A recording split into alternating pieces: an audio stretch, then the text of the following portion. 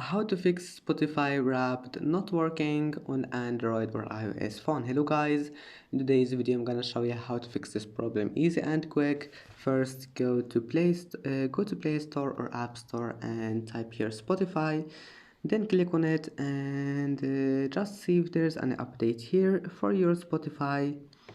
And that's it. After that, just go back and try again, and now your problem must be fixed.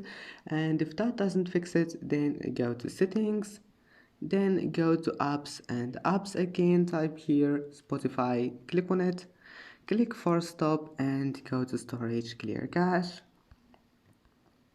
And that's it.